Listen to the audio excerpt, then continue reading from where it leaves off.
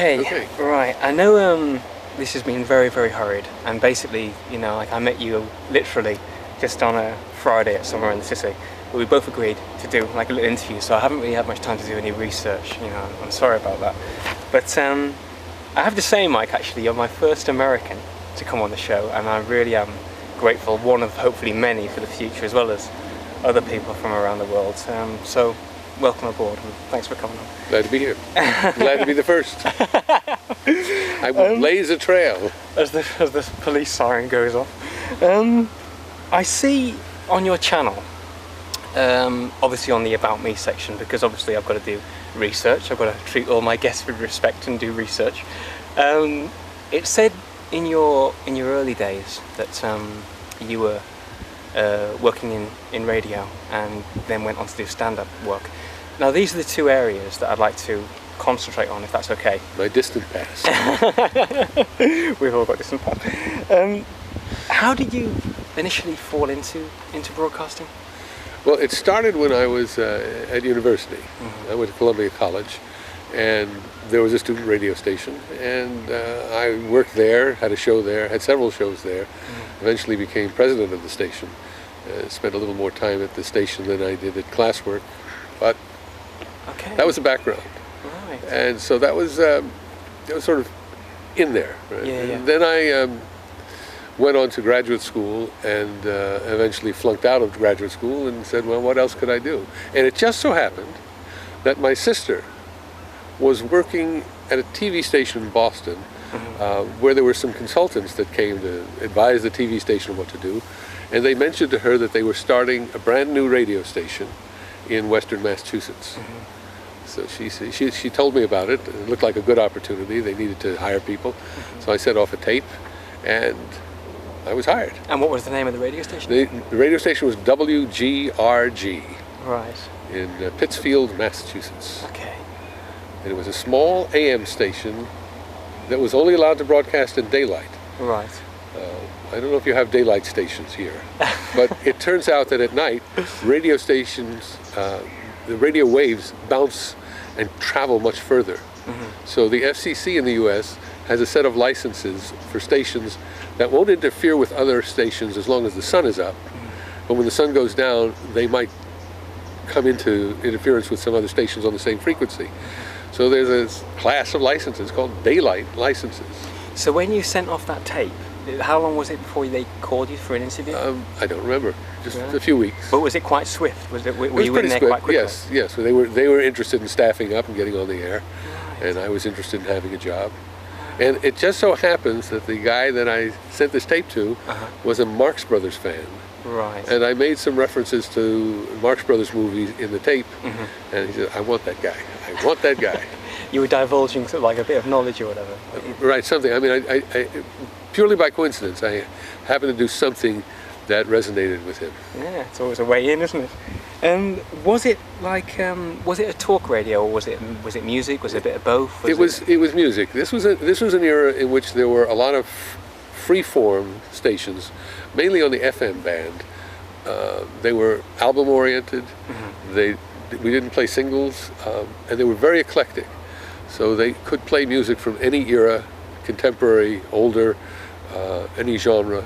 Right. And it was a very free-form station, and that was the format. So they weren't promoting sort of current singles out that were out, or no, like 45s at the time? Rarely did we play singles. Right. Usually we played them off of albums. And what artists were kind of floating around at that particular time?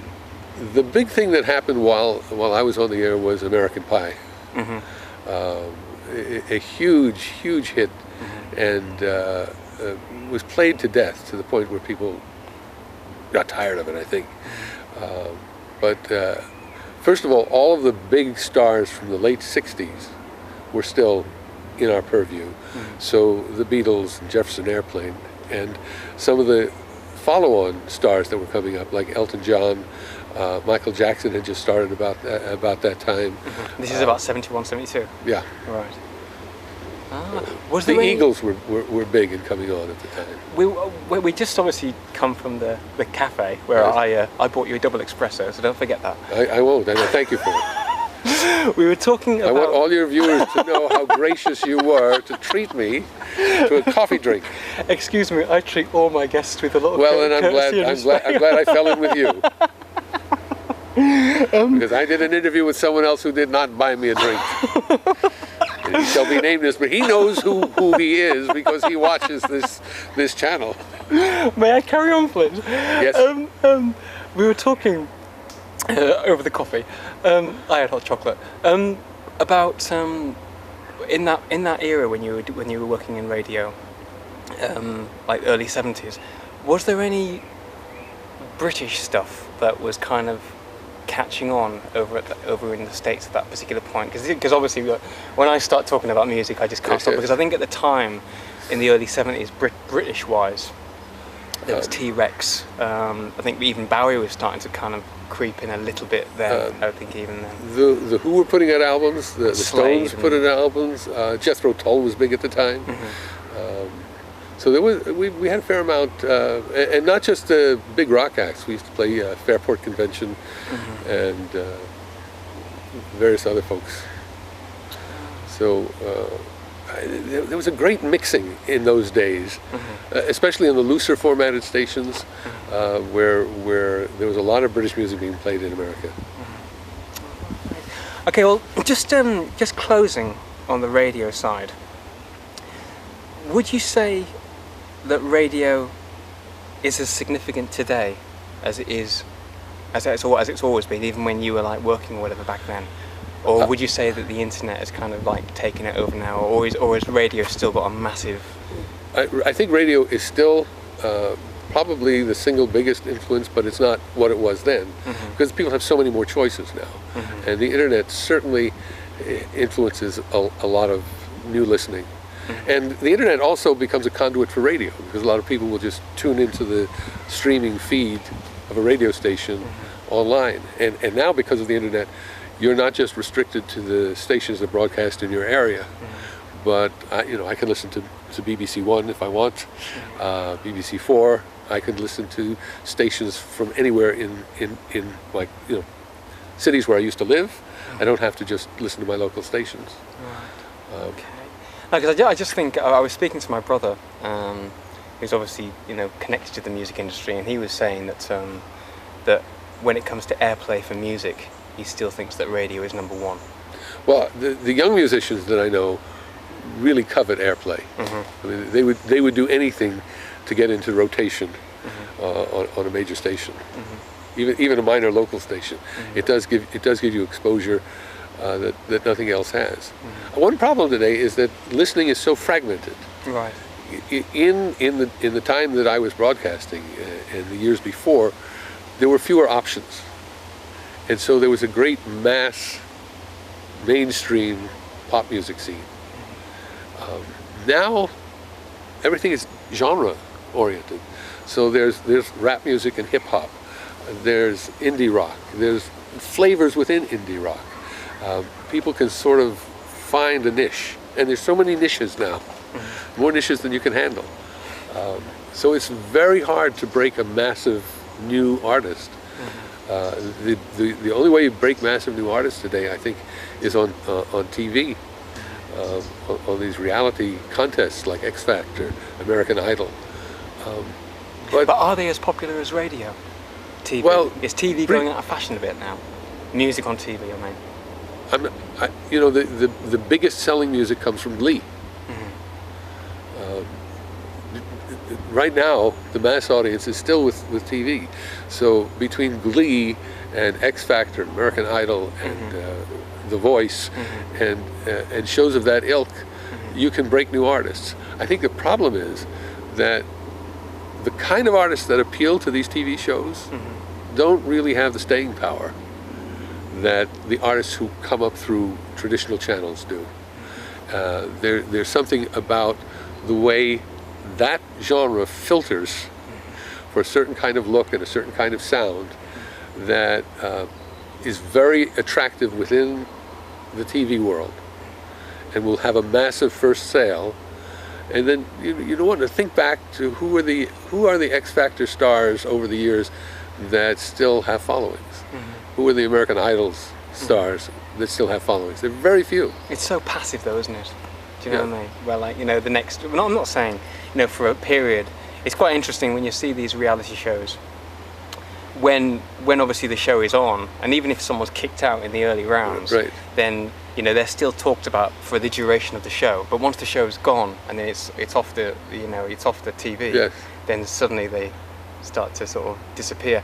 The one program that I do like, I don't know whether you saw it or you get it over in America or you've been in England when it happens, is they've got this show called Britain's Got Talent. Yes.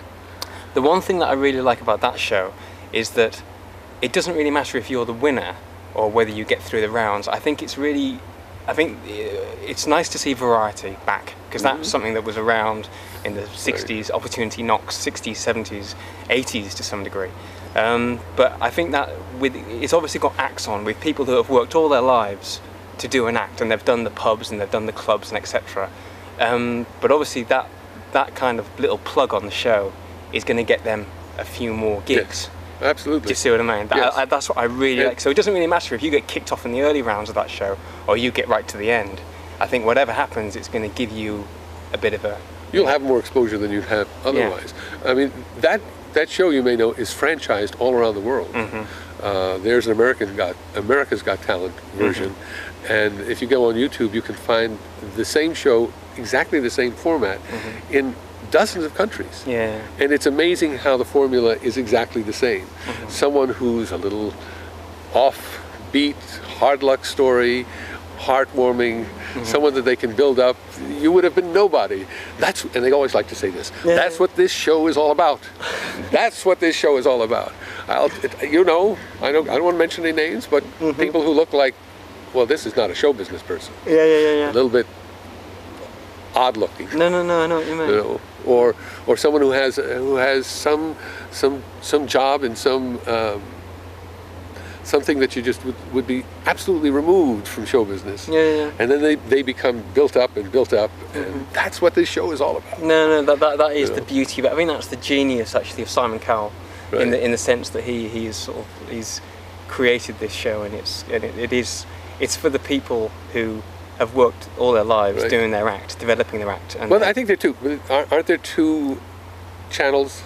There are the working variety acts that work all their lives, that are in whatever venues they can find, wherever they can book themselves, in fairs, in festivals, in pubs, and then there are the people who had just this faint dream that someday they might be able to do something. People who have, and it's usually singers. It's usually either very young kids or middle-aged people that have these incredible voices that absolutely engulf you when they open their mouths to sing and overwhelm you emotionally. So those people aren't in show business, never were in show business, but they sing and they have great voices and they show up. So it's another strand. Right. Talking of show business, we better sort of like move on now. What was it about stand-up comedy that what was the pull that lured you away from the airwaves? Why did you sort of ditch the airwaves and sort of head towards stand-up? Here's the thing about it.